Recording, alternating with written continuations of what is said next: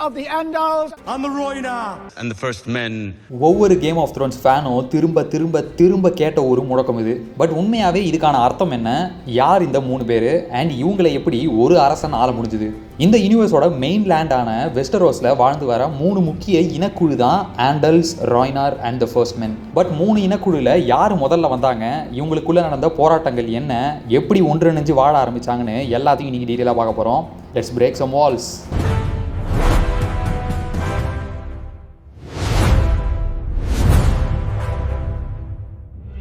இந்த 3 டீமை பற்றி பார்க்குறதுக்கு முன்னாடி வெஸ்டரோஸில் மறைக்கப்பட்ட சில பழமையான கதவுகளை திறக்க வேண்டியிருக்கு. அந்த கதவு மூலமாக பல்லாயிரம் ஆண்டுகளுக்கு முன்பான வரலாறு பார்க்க வேண்டிய கட்டாயமும் இருக்குது. ஃபர்தராக போகிறதுக்கு முன்னாடி வெஸ்டரோசி வரலாறில் நம்ம ஏசி பிசின்னு அதிகமாக பார்க்க இருக்கோம். ஹவவர் அதுக்கு நம்மளோட யூஷுவல் பிசிஏடி டெஃபினேஷன்ஸில் வராது. இன்ஸ்டெட் அதிசக்தி வாய்ந்த டைனஸ்டியோட வருகைக்கு அப்புறமே வரலாற்று குறிப்பீடு தொடங்கினதுனால ஹிஸ்டாரியன்ஸ்லாம் பிசினா பிஃபோர் கான்குவெஸ்ட்னும் ஏசினா ஆஃப்டர் கான்குவெஸ்ட்னு சொல்லி வந்தாங்க. வெஸ்டரோஸ் சிறுகண்டம் ஒரு காலத்தில் பழமையான மந்திரங்களும் அமானுஷ்ய ஜந்துக்களுக்கும் சொந்தமான நிலமா இருந்துச்சு. அதில் பெருமளவிலான 2 இனம் வாழ்ந்து வந்துச்சு. ஒன்று நல்லா பெருசாக ஆக்ரோஷமாக பார்க்கறதுக்கு காட்டுமிராண்டித்தனமானாலும் சாதுவான ஜெயன்ஸ் ஒரு பக்கம், குழந்தைகள் உருவில் இயற்கைக்கு ஒன்றிணைஞ்சு மந்திர சக்திகள் கொண்ட சில்ட்ரன் ஆஃப் த ஃபாரஸ்ட் ஒரு பக்கம், மேலும் பாதி ஆடு பாதி மனுஷ மாதிரியான கிரீன் மென் மாதிரி கிரீச்சர்ஸும் இருந்து வந்தாங்க. எழுத படிக்க தெரியாததால வரலாறு குறிப்பீடு இல்லாத இவங்கெல்லாம் யாரு, எங்கிருந்து வந்தாங்க, எப்போ வந்தாங்கன்னு எந்த தகவலுமே கிடையாது. ஆனால் ஆயிரக்கணக்கான வருஷங்களா வெஸ்டரோஸ்ல வாழ்ந்து வந்த மூத்த குடியினருக்கு முடிவு கட்ட ஒரு புது இனம் உள்ள வருது, த ஃபர்ஸ்ட் ஆஃப் மென்.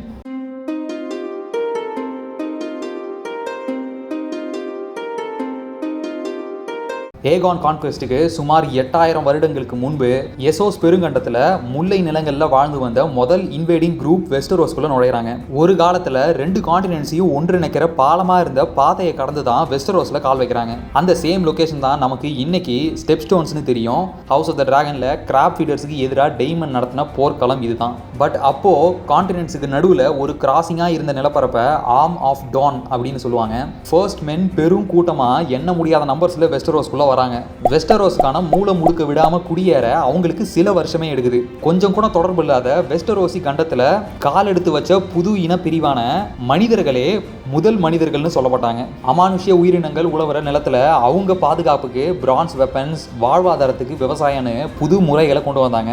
இதோட நிறுத்தாம பூர்வீக மக்களோட அடையாளத்தை அழிக்க சில்ட்ரன் ஆஃப் த ஃபாரஸ்ட்டுக்கு புனிதமான ஹார்ட் ட்ரீஸ்னு சொல்லப்பட்ட ஃபேஸ் கார்டு வியர்வுட் ட்ரீஸை வெட்டி எரிகிறாங்க.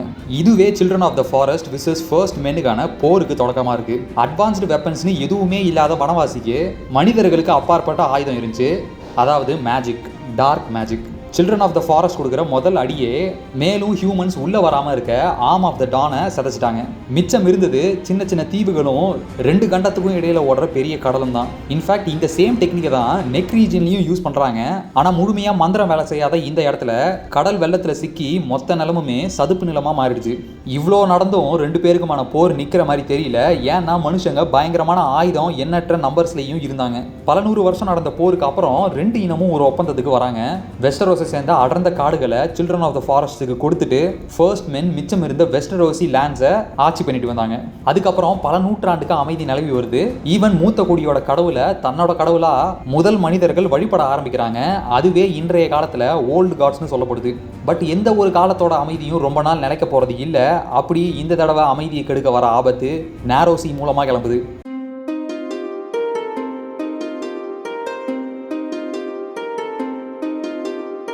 எசோஸ் கண்டத்தில் ஆண்டலோஸ் நிலப்பரப்பில் வாழக்கூடிய ஆண்டல்ஸ் மைக்ரேட் பண்ணவும் முடிவு பண்ணுறாங்க.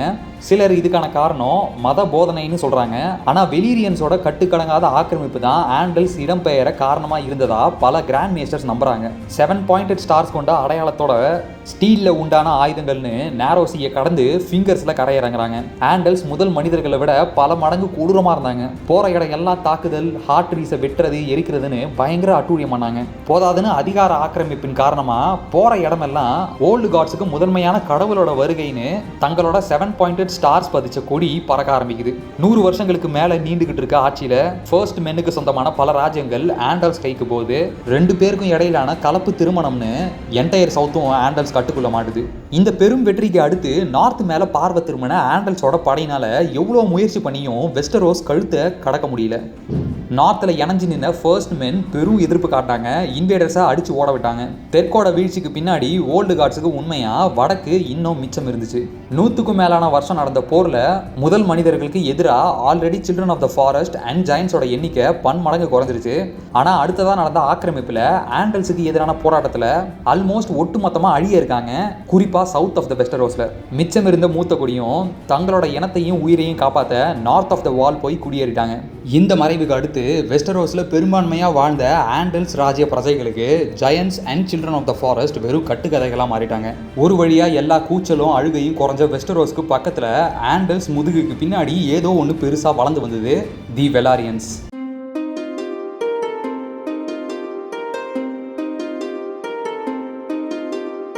வெள்ளை முடி வச்ச இனமா ஆடு மேய்க்கிறவங்களா பிறந்து டிராகன் ரைடர்ஸாக வளர்ந்து சின்ன பெனின்சுலால ஆரம்பித்து தடுக்க முடியாத அதிகார ஆட்சியை பிடிக்கிறாங்க. பல அண்டை நாடுகளை அடிமைப்படுத்தி எசோஸ் கண்டத்தில் தனக்கான பல காலனிஸ் அமைச்சுக்கிட்டாங்க. இவங்களுக்கு எதிராக இருந்த பேரரசு கிஸ்காரியன் எம்பையரை ஒட்டு மொத்தமாக முடிச்சு கட்டிட்டு ராய்னார்ஸ் பக்கம் இவங்க பார்வை திரும்புது. ஆனால் ராய்னார்ஸும் சாதாரணமானவங்க இல்லை. அவங்களுக்கான தனி மந்திர சக்திகளும் ஒன்று இருக்கு. நெருப்புல சக்தி படைச்ச வெலாரியன்ஸ் முன்னாடி ராய்னார்ஸ் நீரை கட்டுப்படுத்துகிற திறன் கொண்டவங்க. வெலாரியன் ஆக்கிரமிப்புக்கு எதிராக 250 வருஷமா போராடுறாங்க. இன்ஃபேக்ட் ஒரே பேட்டில் 2 டிராகன்ஸை கொள்ற அளவுக்கான சக்தி படைச்ச ஒரு எக்ஸ்ட்ராடினரி டீம் அது. ராய்னார்ஸ் எதிர்ப்புக்கு ஒரேடியா முடிவு கட்டுற தீர்மானத்தில் 300 டிராகன்ஸோட வெலிரியன்ஸ் போர்க்களத்தில் இறங்குறாங்க. டெனரிஸோட ஒத்த டிராகனே என்ன பண்ணுச்சுன்னு நம்ம பார்த்துருக்கோம். இப்போ வானத்தை மூடி இருட்டுல சூழ்ந்த போர்க்களத்தில் நெருப்ப மழையா கொண்டு வந்த 300 டிராகன்ஸ் எப்படி இருக்கும்னு யோசிச்சு பாருங்க. சொல்ல போனா வார்த்தையால் அளக்க முடியாத வெலேரியன்ஸ் நடத்தின ஒரு படுகொலை. ஆல்மோஸ்ட் ஒட்டுமொத்த ராய்னார்ஸையும் அழிவுக்கு கொண்டு வந்தாங்க. ஆனால் தன்னோட மக்கள் வெலிரியன்ஸுக்கு தலைவணங்கிறத மறுத்த ஒரே ஒரு தலைவி இளவரசி நெமீரியா. ராயின்ல அவகிட்ட இருந்த எல்லா கப்பலையும் ஒன்று திரட்டி தன்னால் காப்பாற்ற முடிஞ்ச மக்களை கப்பலில் ஏற்றி ஒரு புது வீடு தேடி கிளம்புறா. இப்படி அவங்க முதல்ல இறங்குற இடம் தான் பசிலிஸ் கைல்ஸ். ஆனால் கார்சைட்ஸ் தாக்குதலுக்கு ராய்னார்ஸ் விரட்டப்படுறாங்க. அங்கேருந்து சொத்தோரிஸ் ட்ரை பண்ணுறாங்க. ஆனால் முல்லை நிலத்திலையும் மருத நிலத்திலையும் வாழ்ந்த ராய்னார்ஸ் அடர்ந்த காடுகளை தாங்க முடியாமல் வெளியேறிட்டாங்க. இதையும் தாண்டி பல வருஷம் ஓட்டத்துக்கு அப்புறம் கடைசியாக வந்திருக்கிற இடம் தான் டான். ராய்னார்ஸ் வருகையப்போ ஆண்டல்ஸுக்கு சொந்தமான பல சிற்றரசா டான் பிரிஞ்சு இருந்தது. இவங்களுக்கெல்லாம் ரொம்ப சின்னதுன்னா அது சன்ஸ்பியர் ராஜ்யம். அதோட இளவரசன் மார்ஸ் மார்ட்டல தான் நெமீரியா அவ மக்களுக்காக கல்யாணம் பண்றா. பிரம்மாண்டமா நடந்த இளவரசியோட கல்யாணத்துக்கு அடுத்து நெமீரியா அவ வந்த கப்பல் எல்லாத்தையுமே எரிச்சுட்டா. ஏன்னா எசோஸ் போகணும்ன்ற ஆசை கூட அவ பிரஜைகளுக்கு வரக்கூடாதுன்னு. குடியேறின கூட்டத்தோட நெமீரியா சும்மா இல்லாம ஒட்டுமொத்த சிற்றரசையும் ஒன்றிணைச்சு டான் சிற்றரசுன்னு ஒரு புது கலாச்சாரம் பிறந்துச்சு. With the capital at Sunspear. ரூலர்ஸை கிங் ஆர் குயின் சொல்லாம பிரின்ஸ் ஆர் பிரின்சஸ்ன்னு சொல்லுவாங்க. பையனுக்கு முதல் உரிமைன்னு இல்லாமல் பொண்ணா இருந்தாலும் இன்ஹெரிட்டன்ஸ் மூத்த பிள்ளைக்கு தான் போகணும். ஹோமோசெக்சுவாலிட்டிக்கு இங்கே எதிர்ப்பு கிடையாது. கள்ள காதலினாலும் வெளிப்படையாக இருக்கிறதுல எந்த டாபும் இல்லை. பாஸ்டர்டாக இருந்தாலும் ட்ரூ பார்ன் சிப்ளிங்ஸ் கூடவே தான் வளர்க்கப்படணும். சுருக்கமாக சொல்ல போனால் லைஃப் வாழ்றதுக்குன்னு சொல்லி ஒரு கலாச்சாரம் இருந்தால் அது டான் கலாச்சாரம் மட்டும்தான். நார்த்தில் ஓல்டு காட்ஸை வழிபடுற முதல் மனிதர்கள், சவுத்தில் 7 ஃபேஸ்ட் காட்ஸை வழிபடுற ஆண்டல்ஸ், ஃபார் சவுத்தான டான்ல தங்களோட விழிப்புணர்வு மிக்க கடவுள் இல்லாத கலாச்சாரத்தோட ராய்னார்ஸ். ஸோ இதுவே வெஸ்டரோஸ் ஆள போகிற அரசனுக்கு king of the Andals, the Rhoynar and the first மென்ன்ற பேரை வாங்கி கொடுக்குது. பட் ஆல்மோஸ்ட் 12,000 வருஷம் வரலாறுல யாருமே இன்னைக்கு பியோர் ஆண்டல் ஆர் ஃபர்ஸ்ட் மென்னா இருக்க முடியாது. ஏன்னா வரலாறு முழுக்க நடந்த கலப்பு திருமணமும் ஆக்கிரமிப்பும் அதுக்கான இடம் கொடுக்கல. ஸோ அரசனுக்கு வழங்கக்கூடிய அந்த பெரிய பட்டம் வெஸ்டரோஸுக்கு சொந்தமான வரலாறையும் கலாச்சாரத்தையும் சித்தரிக்குது. நீங்கள் கண்டுக்காமல் விட்ட மிகப்பெரிய சந்தேகத்துக்கு தெளிவான பதில் கிடைச்சிருக்கும்னு நம்புறேன். மேலும் நிறைய இன்ட்ரெஸ்டிங் கேம் ஆஃப் த்ரோன்ஸ் லோரை பற்றி தெரிஞ்சுக்க அப்கமிங் ப்ராஜெக்ட்ஸோட பிரேக் டவுன்ஸை பார்க்க மறக்காம நம்மளா சப்ஸ்கிரைப் பண்ணி வச்சுக்கோங்க. இது போல இன்னும் நிறைய வீடியோஸ் ரெடி ஆகிட்டு இருக்கு. மேலும் நிறைய பிரேக் டவுன்ஸ் போயிட்டு இருக்கு நண்பர்களே. என்னை மிஸ் பண்ணாமல் இருக்க இந்த வீடியோஸ் செக் பண்ணி பாருங்க. Until the next video, see you all soon guys.